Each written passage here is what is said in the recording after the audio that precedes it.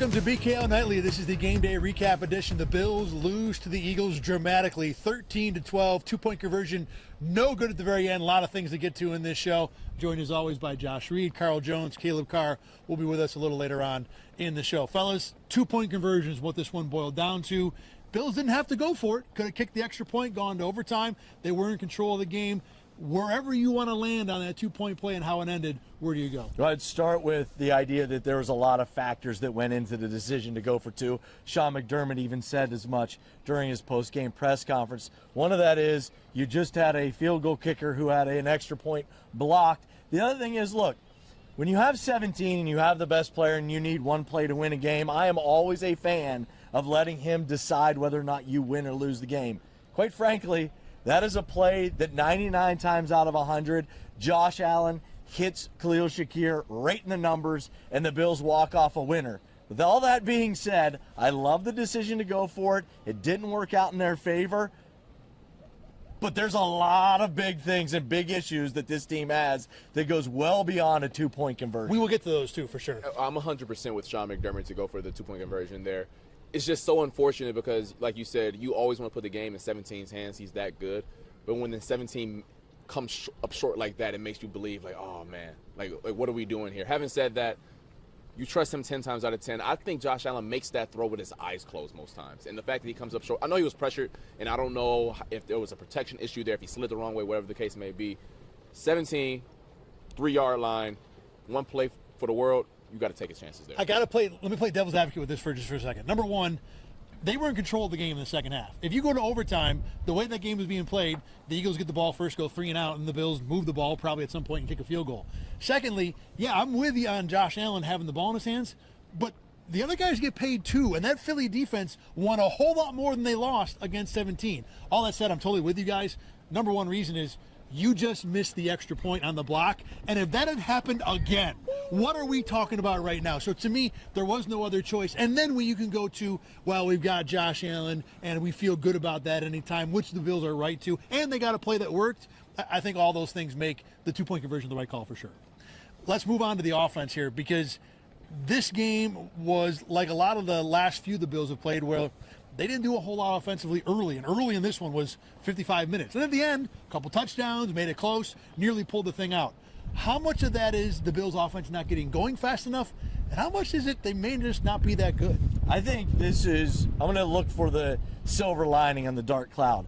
I think this is good because I think it has a chance to be a learning experience for the Bills, because how many times has the offense looked like trash for a half, and then they figure it out for a second half, and they do just enough to win a game? Well, there's teams that they're going to play going forward now in the postseason. You're going to have to play all 4 quarters, or you're going to lose the game. The Eagles are one of them. You look back at that Houston Texans game. Those are the teams now that you're going to be playing going forward, where you just can't cruise through the first half and go, we'll flip the switch at halftime and we'll figure it out. The other issue I have with this is, after the game, Josh Allen sat at the podium, and he said it tonight after the game, and he said it several times throughout the season, and he said, look, we run the plays that are called. I have a huge issue with that. And I asked him, I said, are the plays that are being called good enough? And he said, we have to execute the plays that are being called. You're leaving a door wide open by saying that. To me, if you read between the lines, and maybe I'm doing it too much, that leaves a lot of speculation open for Joe Brady and wondering, is he calling the plays that maximize the effectiveness of this offense? And let's face it, Joe Brady is a big part of the equation why this offense just stinks at times this season. I'm with you on Joe Brady. Having said that, I think for the better part of 2 years now, the book is out on how you slow down the Bills' offense. You get after them with 4 pass rushers, and you have 7 guys in coverage, and you dare Josh Allen to be right 10 to 12 times on the drive. That was what the Houston Texans did. That's what the Cleveland Browns did. That's what the Eagles did tonight. The best defense in football, they don't have to blitz you. They can beat you up with 4. All 5 sacks today, the Eagles didn't send 1 blitz. They got after him with 4. And when you have receivers who, quite frankly, aren't better than a Quinyon Mitchell, who aren't better than a Cooper DeJean, who aren't better than a Reed Blankenship, it's tough sledding for even the best quarterback on planet Earth to do so. So I do think there is something to be said about the preparation going into these games. But listen, if I'm going into every single game when I drop back and I know I can't throw the ball outside and all I have to worry about is up the middle and the defense knows that too, it's tough for even the best quarterback on planet Earth. And I think that's kind of where I landed. the offense is good enough to a point. When you play defenses like this, like the Houston defense that you brought up, I don't know if they have enough people. We've been talking about this since game one, that the passing game is not good enough when you're able to take away James Cook, as the Eagles did for the most part tonight. There are just not enough pieces on offense, even with Josh Allen being the quarterback, to win. That said, I'm also with you. I love the point about, can this be basically a wake-up call to, yeah, you might be good enough. Look, if you're good enough to score 13 points in the last 5 minutes, you should have been better than 0 in the first 55, and that's on the offense getting better on its own. And I love the point that you bring up. Both of you guys brought up the lack of weapons on the outside. And I know that we've hammered the Keon Coleman point to death at this point. Here's the thing, though. In training camp, we were talking about this guy possibly being their number 1 wide receiver threat. He's not even active anymore on game days. It just, they have put themselves in a position where Josh Allen has no answers to the test when he's out there. He has no, they're handing him the test and he's going, I studied for biology and this is an English exam. I was going to go with the, you gave me an essay question. I'm ready to fill out circles and stuff like that. I mean, and they're left with Brandon Cooks being the star of the receiving game. Anyway, so now the Bills are certainly not going to win a division. They're not going to be home for week 1 of the playoffs. They very well may drop from the 5 seed down to a 6 or a 7. What is different, how much maybe is different about your opinion of how likely the Bills could be to get through the AFC playoffs, what their chances are, now that we know that the number 1 seed, the division, all those things they usually have going for them won't happen this year? Once again, I'll try to find the silver lining in this. And the fact that now they're going to play a Jets game that does not matter, really. It doesn't, which means now they've bought themselves an opportunity to make sure Josh Allen's foot is as good as it can possibly be when they get ready for that wild card game. After the game, Josh Allen said that the foot impacted him 0, which I don't know if I believe I disagree with that. Look, yeah. Josh Allen is a tough ass. Like, he is tough. He's one of the toughest players in the NFL. I don't know if I buy the fact that it didn't impact him at all. Sean McDermott said he went and got x-rays. He said x-rays were negative, so that's a good sign. To me, this gives them a chance to get healthy and get ready. This is kind of a built-in bye now for them going into the postseason. You know how most games I sit up here and say, like, I didn't learn a lot from this game? I learned a lot, and it's twofold. One, this Bills offense is just currently constructed. They are not equipped to face the best defenses in football. The 3 best defenses they faced this year, Browns, Texans, and Eagles, they have struggled mightily through the air. So I think the proof is in the pudding that if they had to play a Jaguars team that is top 5 in football, a Broncos team, the Houston Texans again, that's tough, considering I know everyone is scared to bejesus about Lamar Jackson and Derrick Henry. I would much rather face Baltimore. Listen, I know going to Baltimore is like facing Omar from The Wire. I get it. But I would much rather have to play a game and win it scoring 40 points than when you have to go to Jacksonville, go to Houston, go to Denver, knowing that you might not get 15 points. Let me throw flowers at that. I want to throw flowers at you because I'm gonna take this because Bills Kickoff Live before the show, we were talking in the breaks and everything, and Thad said, you know what, if I'm the Bills, I'm fine going to Baltimore. I have no problem playing them. And to what he's saying now, I'm starting to now lean toward that theory because you don't want to face those defenses. Real quick, can you translate the Wire reference for those of us who are not Wire fluent? Yeah, well, you know the Wire, Omar, he got his little shotgun and he walking through the hood, and every time he pull up, Omar's coming. Everyone's so scared of him. I understand that's how Bills fans feel about Derrick Henry and Lamar Jackson. Not this time, though. I promise. Feel that way about the Texans defense. Listen, Will Anderson Jr. is Omar in this equation. Here's the thing from what I think about this. I don't change a whole lot about where I think the Bills are because the AFC remains a crapshoot. It's full of flawed teams that the Bills can beat 3 weeks in a row. I don't know if they will based on, like you said, what we saw today. But the only thing that to me is lost is the pie in the sky. We might win a division if New England falls on their face scenario. That's gone. It was never going to happen anyway. The only thing that I really don't like is that, and this is even still a not probably going to happen thing, if the Bills meet the Texans in the playoffs somehow, which is not impossible, like we said, it's got to go to Houston now, most likely, because if you win this game, Houston's got to come here. Now that's a road game for the Bills. And if that scenario, which is not likely, does pop up, I don't like that a lot for a lot of the reasons we talked about. Yeah, I don't want to see Omar nowhere. I don't care if it's Highmark Stadium, Houston, or in Baltimore. All right, hopefully you all have learned something today about The Wire and Omar and what not to do when he shows up with a shotgun. For Carl and Josh, I'm Thad. Let's go with more in just a minute.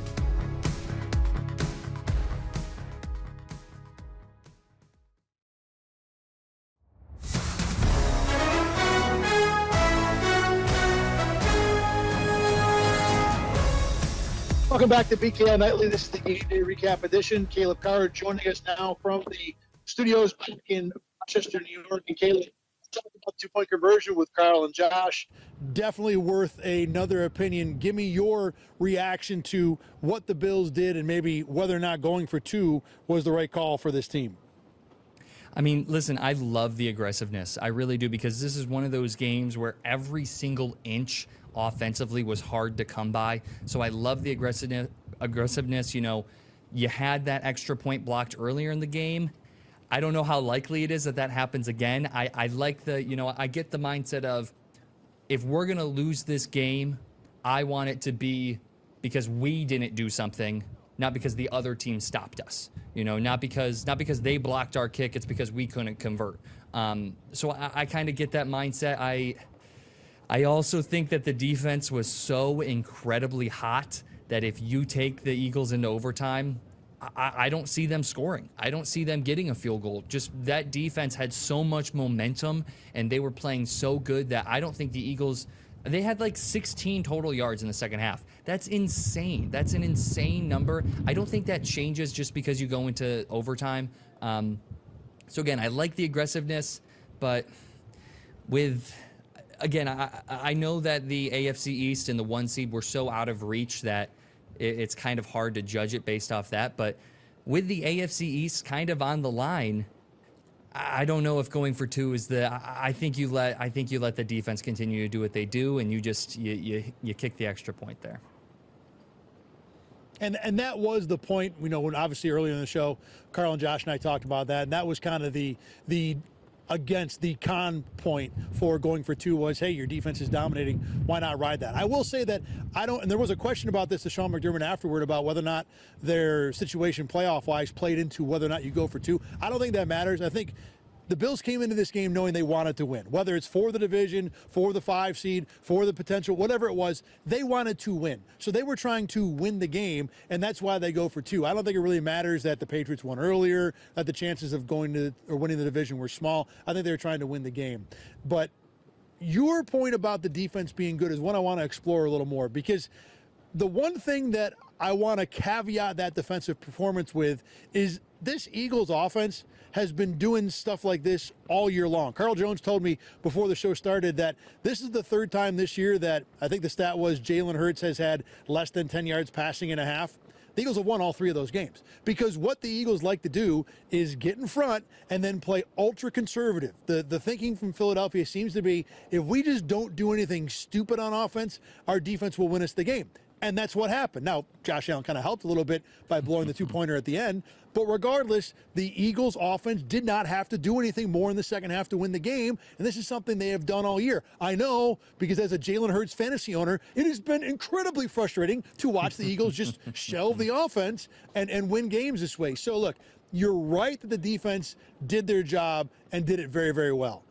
I will tell you that the Eagles didn't really try super hard to challenge them because that's what they've been doing all year. And I completely get that. That was a kind of thought that I had towards the end of the game as well. But I still don't see the Eagles being able to click so fast on such a quick turnaround to be able to put up points. Like, I just don't see it happening. I get what you're saying. They're being conservative. So I think that counts for maybe the third quarter. But once you get into the fourth quarter where the Bills put up a touchdown and the Eagles still aren't able to get anything, like, I think that's when it starts to become less the Eagles being conservative and more the Bills defense really just like kind of going off their momentum of the earlier quarter and just continuing to play well. So I do get what you're saying. I do think that plays a part, but I just don't think they're able to flip a switch fast enough to make an overtime night and day difference. I think you're probably right. Let's talk about the defensive performance just a little bit more here, because yes, while I might put a giant grain of salt next to it because the Eagles are just a dumb, weird team, the Bills did do their job. They did stop the run over and over and over. They did cover A.J. Brown and Devonta Smith and Dallas Goedert over and over on 3rd and long. So the defense certainly deserves plenty of flowers for that. That wasn't just the Eagles not trying. That was also the Bills having the personnel down the field to be competitive. And while the Eagles offense has their own problems, the Bills' pass defense has been highly ranked most of the year. And yes, some of that's because teams can run all over them, but some of that's also because, and I've seen this multiple times on film, their personnel down the field wins a lot more than you'd think. Christian Benford is an upper-level corner in the league. Taron Johnson is still an upper-level nickel. Cole Bishop is developing into an upper-level safety. So they have talented players, and you saw that again in this game against, I don't care how good or productive or whatever the Eagles are, A.J. Brown and Devonta Smith are damn good football players. Oh, they're one of the best wide receiver duos in the league, and then you pair that up with Jalen Hurts and Saquon Barkley. That is that's one of the best offensive, like on paper, that's a great offensive group. And like you said, I don't care what they've been doing earlier in the year. They can turn it on at any point, and they are extremely dangerous. But like you said, that secondary, Christian Benford made some insane plays tonight. He was all over the field. I felt like he was almost there for every single play. He had a really good pass breakup on a third down on Devonta Smith. He had a couple really nice tackles on the sideline. I thought he was playing well. Cole Bishop also, he wasn't as loud tonight in my opinion, but I did think that he is just really becoming one of those consistent safeties. It felt like A.J. Brown was doing pretty much whatever he wanted in the first half. He had a couple big catches. He was kind of pretty open a couple times. He had a couple there were some that he probably could have or should have caught that he didn't. That one towards the end zone in the first half, I thought he probably should have had that one. But even if they were being conservative in the second half, they still shut him down completely. They shut down Devonta Smith. They shut down Dallas Goedert. They did a really good job, like you said, on third down. I think their final number, the Eagles were 3 of 13 on third down, which is a number that Bills fans are not used to hearing when they talk about Buffalo Bills defense on third down. So again, maybe they were conservative in the second half, but that's still a number that you should be proud of. The A.J. Brown play, by the way, that's a good Trey White defense. Maybe a little bit illegal. He had a good grab of A.J. Brown's arm to force the one you're talking about in the end zone. Yes. It looked like it was going to be a one-handed catch that A.J. Brown was going to make. Actually, it was right in front of us down on the field, so I had a great look at it. Trey White's doing his job, and if he got away with it, he got away with it. And maybe A.J. Brown initiated, so they're not going to call it. Regardless, that's why A.J. Brown didn't make the catch, because Trey White was in there grabbing an arm to prevent the other hand from being able to get on top of the ball. Speaking of receivers, Caleb, let's talk about the Bills receivers in this game, because you know what? I think we might look at this game, not long-term, but the rest of this week, and think, man, Josh Palmer drew a pass interference. Brandon Cook had 2 deep balls down the field. Terrell Shavers had a deep ball down the field. The Bills got more plays from their receivers in this game probably than they have all year long, and it was still a loss. But I think the overall point is, hey, the receivers did something. How about that? Yes, finally. It's been a talking point that we've been talking about all season. I'm still a little concerned about, the short or intermediate game. Obviously, Khalil Shakir is still there making plays. Dalton Kincaid wasn't in today, so you have to take that into consideration. But one of the main things, because that's something that's been there pretty much all season, but one of the main things that has been non-existent all season is the deep game. There's been nobody that's been able to go down the field. Keon Coleman was supposed to be that guy, and we've kind of seen how that's turned out. But to see some guys, even though Palmer didn't really have a deep catch, like you said, that pass interference was huge. Shavers made an incredible grab. Brandon Cooks was looking like the vertical threat that I didn't really think that he was, but apparently he's out there still doing it. They made some great plays. There were still times, like there has been all season, where it felt like whether it was Josh Allen trying to do too much or his receivers just not giving him anything, there were definitely still times where there is a lot more to be desired. But like you said, there's at least a positive to come out of this game that, okay, there are receivers on this team that can make plays downfield. I think the word you want to underline there is can. Yes. In other words, that it doesn't never happen. I can't really get excited about this because, to your point, there were a number of other plays in this game where it looked like it's looked all year. And also, remember, it's looked like a certain way all year long. So we're too late in the year for me to be like, well, maybe something different's going to happen. The one exception I will have to that is Brandon Cooks. And part of that is because both Joe Brady and Sean McDermott have been talking up Cooks and his contributions mostly off the field because he hasn't really done a whole lot on the field, but it's clear this Bills coaching staff has been impressed by what Cooks can do, the way he operates in the process. So I want to at least leave the door cracked open a little bit for Cooks to be more of a playmaker than is expected. Granted, at 30, whatever he is, the bar is on the floor for that. But I do think that today was at least a potential opportunity for Cooks to be a guy that might be able to do a little something. I feel like I'm got so many adjectives in there. I'm not really saying anything, but that's kind of where I land with Cooks. No, I agree. This has been an offense that has really been relying on one thing all season, and that's been the run game. If the Bills, and we now know that they will have to win 4 straight games to win a Super Bowl, if they want any chance of doing that, having a guy like Cooks that you can rely on downfield could be a huge X factor.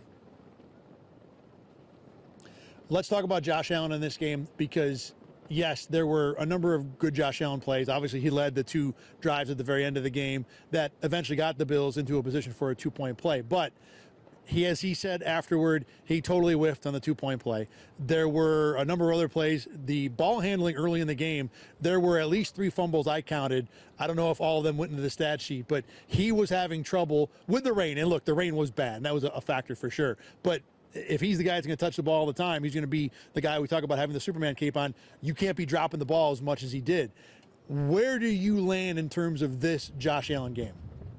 Real quick, the other thing about the fumbles, too. If you're the guy that's going to be touching the ball in Buffalo, you can't be doing that. You need to be able to have a better ball. You need to be able to control it better if you're going to be the guy in Buffalo. Whether it's raining, whether it's snowing, it really doesn't matter.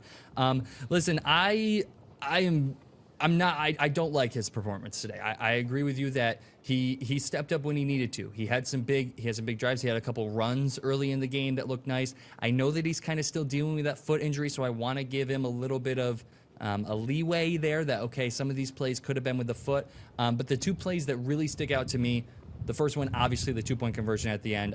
That's an easy play. Sure, you're going to your left. Again, I'll bring up the foot. I don't want to make excuses, but you're going to your left. You have a foot problem.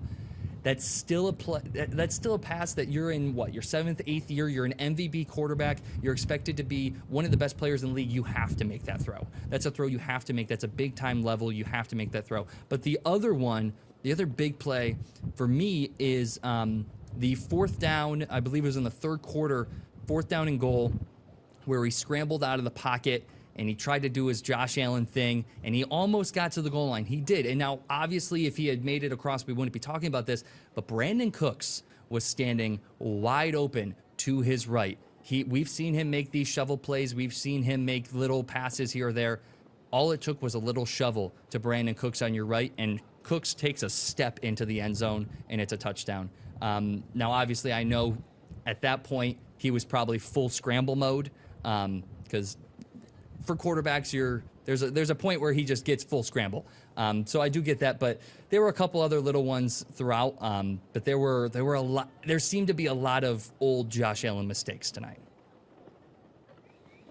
I think a couple things about this game. Number one, as we talked about earlier in the show, we've seen against really good defenses this year. I don't care how good Josh Allen is. He can't do everything and should not be asked to. And he will look human because these other teams are just that good. That, yeah, having a great quarterback is awesome, but it is not the end-all, be-all of your team. Number two, I think if you ask Josh Allen to always make the plays, eventually you're going to get burned. That was one of those things in this one. And I think the third thing is Josh Allen has always operated when his best strength is I'm going to scramble, I'm going to throw the ball across my body going right because I'm ridiculously big, ridiculously athletic, and I've got a great arm.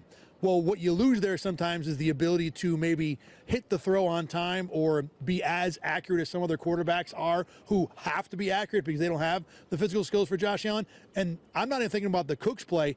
The one before to Khalil Shakir, if you put that ball to Shakir in stride, he probably walks in on that throw. So, look, when you have the 2 sides of the coin of Josh Allen, most of the time it works out well. Why does he scramble around all the time? Because he wins a lot more than he loses. But tonight was a situation where Josh Allen did lose, and the Bills, in part, lost this game because of it. Real quick, let's talk about the fumble real quick. I wasn't sure it was a fumble. Where I'm on the field, I saw what looked like the ball slipping out of his hands. Give me your take and maybe a little more information from the whole world in terms of whether or not that was probably the right call. Yeah, based off the broadcast and based off all the extra angles that I got to see, it was definitely kind of tiptoeing that line. I believe the call on the field was a fumble, correct? Which I think there's a lot of these Yes. type of plays where whatever the call on the field is usually what it ends up being, just because of how close it is. Obviously you had Tom Brady on the Fox broadcast, so they were definitely talking about the tuck rule a little bit, but I think it was very, very close. I think it definitely could have gone either way. Obviously, Bills fans are going to be upset that it went this way, but I think Eagles fans would have been rightfully upset if it wasn't called a fumble. It was one of those. So I think it was just kind of a situation of that's the call on the field. It's too close to overturn it, so that's what it has to be. I'm totally fine with that being we're not going to change it because we just don't know. It was really close, like you said. All right, we got about a minute and change here. Give me your final thought on the Bills and this game and where they are going forward here. I think this is a good, this Eagles team, they haven't been incredibly strong lately. But this was a good test for Buffalo. This is a game that they haven't really been in one of these low-scoring type of games yet, where the defense is playing good and the offense. We've seen a lot more of the offense kind of starting to pick it up or click in, and this was just this one felt different to me. So although I'm upset that they lost, obviously, although it's disappointing that they're now out of the AFC East championship race, I do think that this is a good learning point, a good stepping stone for Buffalo, and hopefully it teaches them a lot and they can hopefully take this forward, because the playoffs are right around the corner. We're 2 weeks away from the wild card game that they will now be going on the road to. So although there were a lot of mistakes, I think this is a good point for them to learn. I'll sum it up this way. The whole second half, I thought this phrase: you play dumb games, you win dumb prizes. Both teams played dumb games in the second half. Either team could have lost it. It was Buffalo. But the Bills need to learn that they cannot rely, and they talked about it afterward, on coming back from big deficits all the time. That's going to do it for this edition of BKL Nightly Game Day Recap. Remember, you can always see this episode on YouTube and wherever you get your podcasts. For Caleb and Josh and Carl, I'm Thad. Thanks for watching. We'll see you again tomorrow.